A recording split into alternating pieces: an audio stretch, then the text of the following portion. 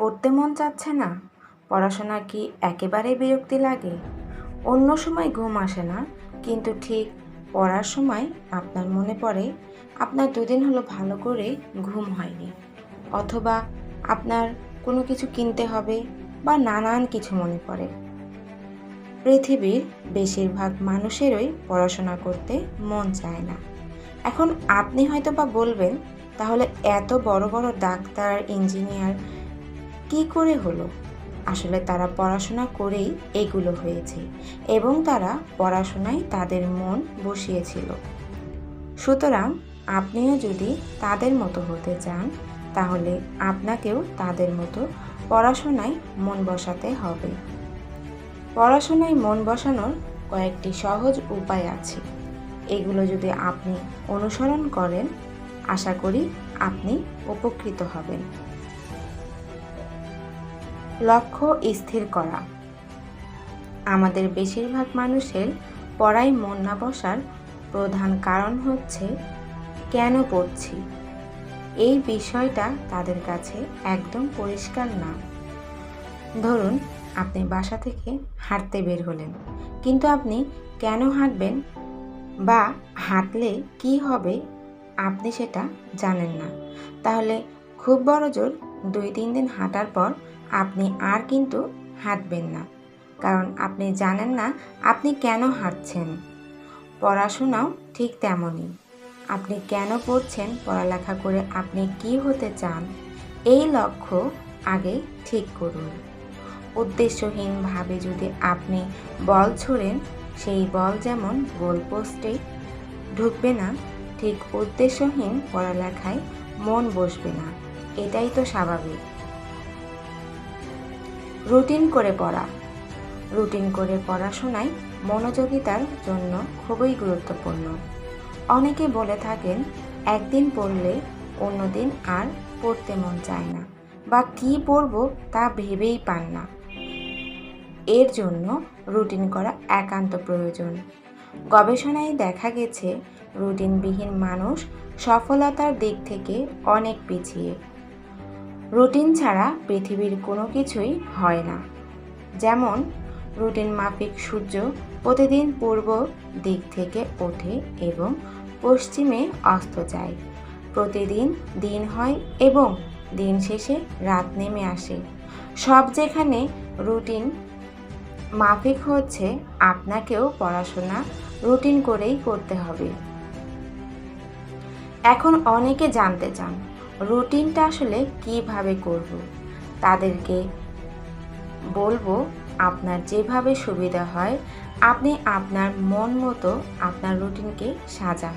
আপনার সুবিধা মতো আপনার রুটিনকে তৈরি করুন।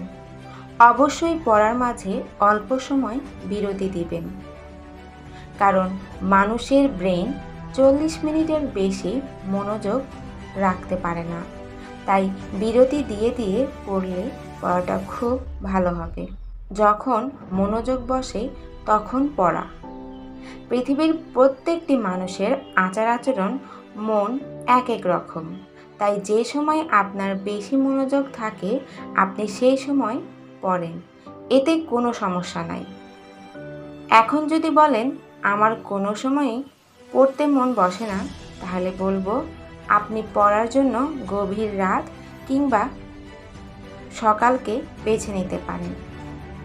একটি গবেষণায় দেখা গেছে, নীরব নিস্তব্ধ অবস্থায় পড়ার অধিক মনোযোগ থাকে।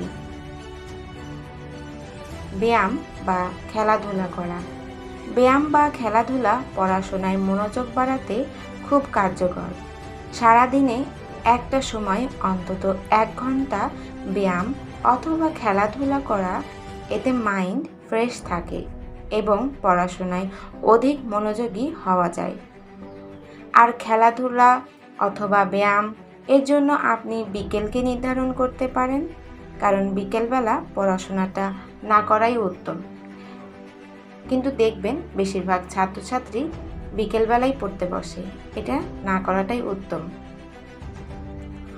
পর্যাপ্ত ঘুম। অনেকে সারা রাত জেগে ফেসবুক চালিয়ে কিংবা ইউটিউবে ভিডিও দেখে কাটান। এতে করে আপনার ঠিকমতো ঘুম হয় না, ফলে আপনার ব্রেন শান্ত হয় না, আর এর প্রভাব আপনার পড়াশোনাও পড়ে। ফলে আপনার পড়তে খুব বিরক্ত লাগে। একজন স্বাভাবিক মানুষের জন্য প্রতিদিন 6 থেকে 8 ঘন্টা ঘুম প্রয়োজন। ব্রেনকে ঠান্ডা করতে রাতের ঘুম খুব বেশি কার্যকর দিনের ঘুমের চাইতে। আপনার মাথা যদি ঠান্ডা না থাকে, তাহলে আপনি কোনো কাজই ঠিকভাবে করতে পারবেন না। তাই পর্যাপ্ত ঘুম পড়াশোনায় মনোযোগ আনার অন্যতম একটি উপায়। খাবারের প্রতি সচেতন হন। পড়াশোনায় মনোযোগী হওয়ার পেছনে খাবার দারুণ একটি ভূমিকা রাখে। অনেকে ভাবতে পারেন দামি খাবার খেলে, যেমন ফাস্টফুড জাতীয় খাবার খেলে মনে হয় বেশি মনোযোগ আসে। আসলে ধারণাটি একেবারেই ভুল। বিশেষজ্ঞরা বলেন ফাস্টফুড জাতীয় খাবার সবসময় পরিত্যাগ করা উচিত। তাহলে আপনি কি খাবেন? ছোটবেলায় সবাই শুনেছেন মিষ্টি খেলে ব্রেন বাড়ে। আসলেই মিষ্টি জাতীয় খাবার ব্রেনকে সতেজ এবং সুস্থ রাখে, তাই মিষ্টি জাতীয় খাবার খেতে পারেন। এছাড়া আপনি অবশ্যই পর্যাপ্ত পরিমাণে পানি এবং শাকসবজি ও প্রোটিন সমৃদ্ধ খাবার খাবেন। এতে আপনার শরীর সুস্থ ও মন ভালো থাকবে এবং পড়াশোনায়ও মন বসবে। আশা করি আজ থেকে আপনি পড়ায় মনোযোগী হবেন। ভিডিওটি এখনও যেহেতু শুনছেন, আমার বিশ্বাস আপনার অবশ্যই ভালো লেগেছে। ভালো লাগার মতো এমন আরও ভিডিও পেতে আমাদের YouTube channel peace box of আলিফার সাথেই থাকুন, কারণ এই পিস বক্স অফ আলিফা আপনার জীবন বদলাতে পারে, এনে দিতে পারে ভুলে যাওয়া হাসি। ভিডিওটি আপনার বন্ধুদের সাথে শেয়ার করে ফেলুন এবং আপনার গুরুত্বপূর্ণ মন্তব্যটি আমাদের সাথে শেয়ার করুন।